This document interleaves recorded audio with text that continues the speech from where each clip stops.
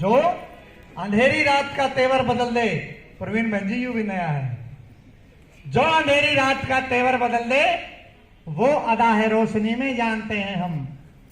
जो अंधेरी रात का तेवर बदल दे वो अदा है रोशनी में जानते हैं हम। जानते हैं कब कहां पर वार करना है, लक्ष्य पर खाली कमा नहीं तानते हैं हम, नहीं तानते हैं हम। Jatin. So first of all good morning everyone. कैसे हो आप सब? तो मैं जितेन गांव डोभी का छात्र हूँ, जब निवासी, और government senior secondary school Dobhi से पढ़ा हूँ।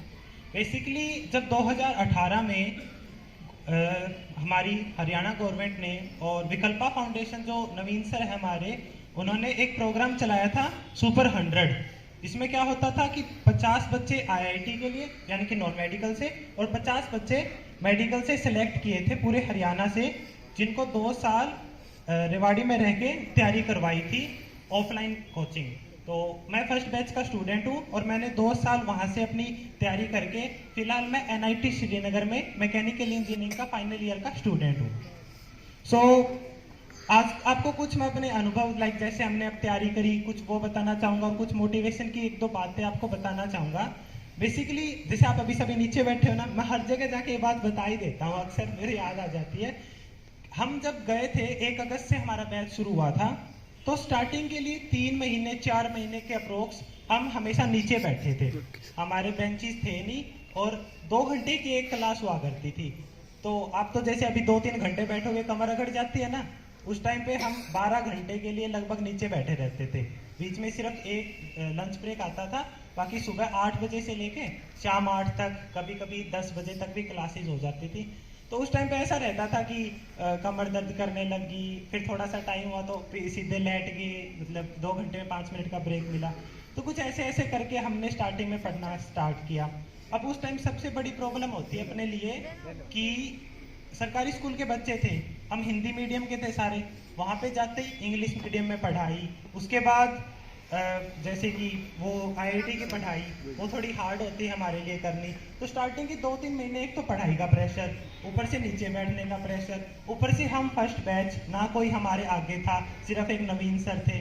और उससे ज़्यादा एक बड़ा प्रेशर जो बच्चों को स्टार्टिंग में लगता है, होम सिकनेस यानी कि इमोशनल बैरियर का। इसके बारे में काजल ने भी बात की थी अभी, ये भी फर्स्ट बैच से ही है, मेरी क्लास से ही है।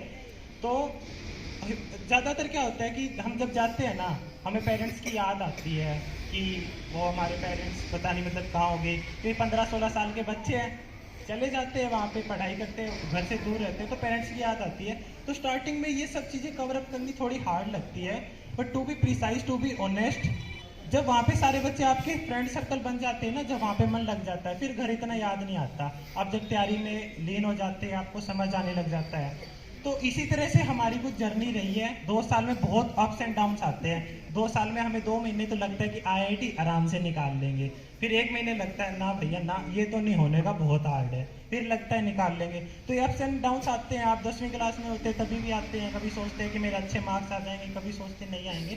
तो इन चीज़ों पर ध्यान नहीं देना, आपको क्या करना है, बस कंटिन्यूसली काम करते रहना है।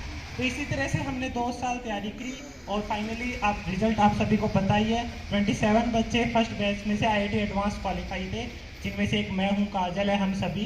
तो इसी तरह हमारी कुछ तैयारी हो गई, एक अच्छा रिजल्ट आया। अब स्टार्टिंग में हमें 3-4 महीने लग गए थे बेस बनाने के लिए। तो इसीलिए हमारी गवर्नमेंट सरकार ने, नवीन सर ने, विकल्पा फाउंडेशन ने बुनियाद मिशन लाया है आप सभी के लिए, जिसमें क्या है कि 9th क्लास के 10th क्लास के बच्चों को ऑनलाइन कोचिंग करवा रही है। तो बेसिकली क्या है, आप अभी इंग्लिश से डरते हो, थोड़ा बहुत होता है, सभी बच्चों में होता है, वो आपको समझ आने लगता है, आपका बेस बनने लगता है। आपको जो एक बेस चाहिए ना सुपर 100 की तैयारी के लिए, वो प्रिपेयर हो जाता है। तो इसलिए मैं सबसे पहले तो 8th क्लास के जो बच्चे ना, सबसे कहूँगा कि सभी के सभी रजिस्टर करो और कोशिश करो कि लगभग यहाँ पे जितने बैठे ना, सबका बुनियाद में एडमिशन हो। अब मैं एक चीज़ ऐड करना चाहूँगा, जैसे मैं फर्स्ट बैच का स्टूडेंट हूँ, तो हमारे स्कूल से मैं इकलौता बच्चा था डोबी स्कूल से। उसके बाद नेक्स्ट ईयर मेरे स्कूल से, यहाँ पे मेरा कजन ब्रदर है गौरव, वो भी सुपर 100 के बैच में आया। फिर हम जब आते थे ना, तो जैसे हमारी अभी 1 मंथ की मेरी छुट्टी है, हम तैयारी करवा देते थे कुछ बच्चों को कि चलो भाई हम आए, छुट्टी है, पढ़ा देते हैं। फिलहाल हमारे पढ़ाई हुए, मेरे और गौरव के पढ़ाए 2 बच्चे सुपर 100 में खुद तैयार पढ़ाई कर रहे हैं, वो भी रेवाड़ी के अंदर हैं।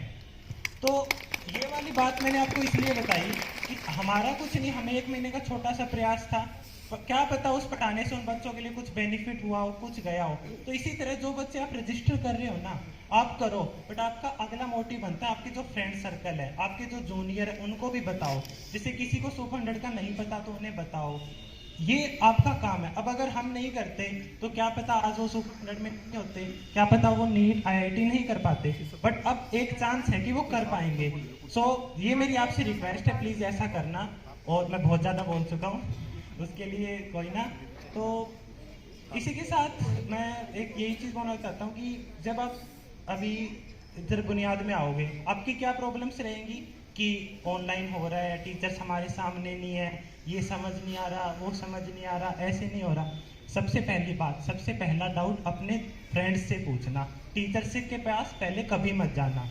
जब आपको कोई सवाल ना आए तो सबसे पहले अपने दोस्तों से पूछो, तूने कर लिया, तूने कर लिया। वो आपको जिस मेथड से समझाएगा ना, आपको अपनी पूरी लाइफ याद रहेगा, क्योंकि वो आपको सेम लेवल में आके समझाएगा, क्योंकि आप उसके फ्रेंड हो, तो आपको डांट के आराम से जैसे आपको समझ आएगा वैसे समझाएगा। टीचर क्या होगा, पूरी क्लास को समझाएगा। अगर फिर नहीं होता है तो टीचर्स के पास जाना। तो कोई इस तरह से क्लास में आपको काम करना है। और इन्हीं के साथ मैं अपने शब्दों को विराम देते सबको अपनी तरफ से ऑल द बेस्ट कहूँगा। Thank you.